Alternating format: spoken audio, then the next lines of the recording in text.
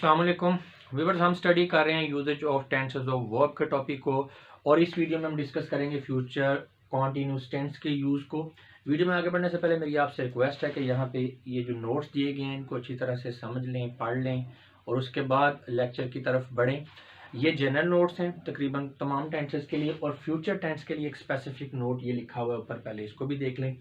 अगर हम बात करें फ्यूचर कॉन्टिन्यूस टेंस की, तो future continuous tense is used to express actions which will be in progress at a time in future. तो ये इसका मेन यूज है, इसकी हेडिंग से भी ये ज़ाहिर हो रहा है कि फ्यूचर कंटिन्यूअस टेंस किसी ऐसे एक्शन को एक्सप्रेस करने के लिए इस्तेमाल होता है जो कि फ्यूचर में किसी टाइम के ऊपर जारी होगा, ठीक है, जो कंटिन्यू होगा। जैसा कि next month I will be living in the city, अगले महीने मैं शहर में रह रहा हूँगा।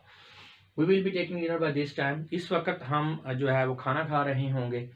दे will be living Karachi at 5 o'clock tomorrow, सुबह 5 बजे जो है वो कराची से निकल रहे होंगे। इसी तरह इसका नेक्स्ट यूज है to express future action which are already planned और which are expected to occur in the normal course of things. तो ये ऐसे फ्यूचर के एक्शंस को एक्सप्रेस करने के लिए भी यूज होता है फ्यूचर कंटिन्यूअस टेंस, जो कि पहले से प्लान कर रखे हों या जिसे हम एक्सपेक्ट कर रहे हों कि जो रूटीन के अंदर ये मैटर, जो रूटीन चल रही होती है, नॉर्मल कोर्स ऑफ थिंग्स के हालातों वाकयात से ये चीज़ साबित हो रही होती है, या रूटीन से ये पता चल रहा होता है कि हम एक्सपेक्ट कर रहे होते हैं कि ये वाला काम जो है हो रहा होगा।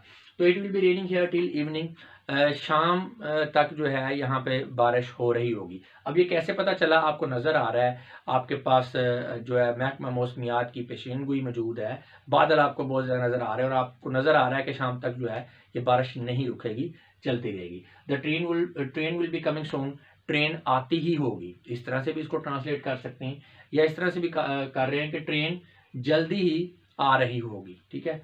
Naveed will be meeting them next month, Naveed उन्हें अगले महीने मिल रहा होगा। अब मिल रहा होगा मतलब यहाँ पे इसकी जरा सेंस को समझें, इट मीन्स कि उसकी कंटिन्यूस मीटिंग्स चल रही होंगी। ये नहीं कि वो पूरा महीना ही उनसे मतलब हर वक्त ही मिल रहा है, अगले महीने वो उनसे मिल रहा होगा, इट मीन्स कि उसकी मीटिंग्स चलती रहेंगी पूरा महीना, ठीक है ना, जो उसका मीटिंग्स का स्केड्यूल होगा उसके लिहाज से।